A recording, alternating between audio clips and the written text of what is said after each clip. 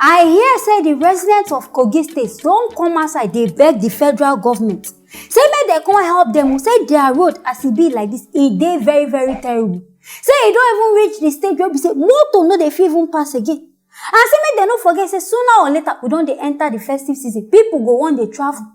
And say the road, as they claim, say government supposed to do the road, as the road be, and so it be. Nobody don't come there, come fix this road. Now, why did they come out now? They beg. Say make they come try fix this road for them. Make now join me watch. The federal road leading to Mokpa Isonlu-Egbe to Kwara State is in a deplorable condition and needs government attention ahead of the festivity season. The road is now being deserted by most of the commercial drivers because of the dangers of being kidnapped owing to the bad state of the road. A journey that is originally not meant to be more than 2 hours will take over 4 to 5 hours because of the bad roads.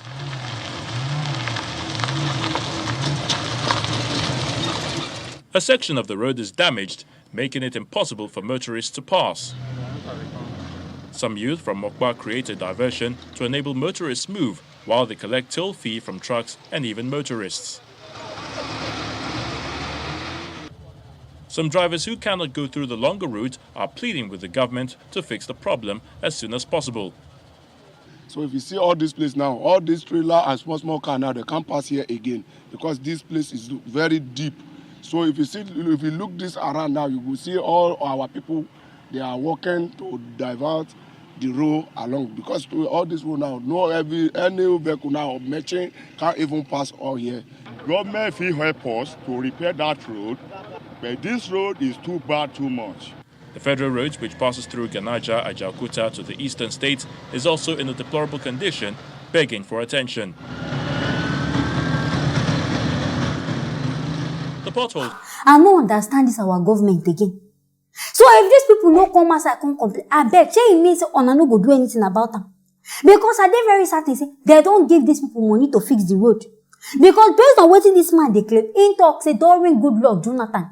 Now they allocate money to person, make him do this, the man do the contract, leave him halfway.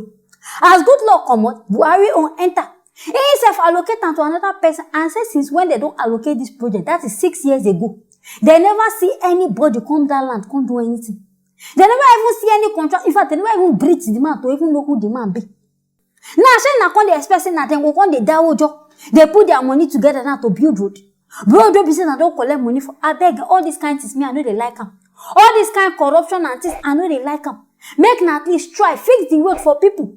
No, but just they collect money, they chop on a day in power. I don't even know the usefulness of na power. They good things, and I no go put them in place. The things where we say people no need, now go come outside, they inaugurate. The ones where they important, and I just leave and put on one side. And I sure say now they pass this road, but now go use an helicopter. They fly because I hear say motor no fit pass it. And I dey very certain say Ona know what thing they do.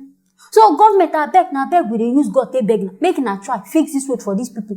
Make they at least know say they get one good road inside their state. If na no go do anything, at least road, chicken change. Make na do that one for them. Anyways, my people, now here I go end up on this matter. Make now stay tuned for our next story. Things they happen on my people.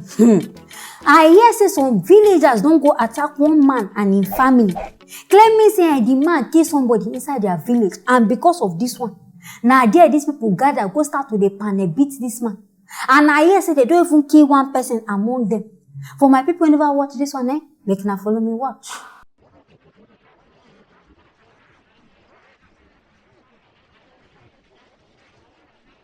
I beg no be wickedness be this.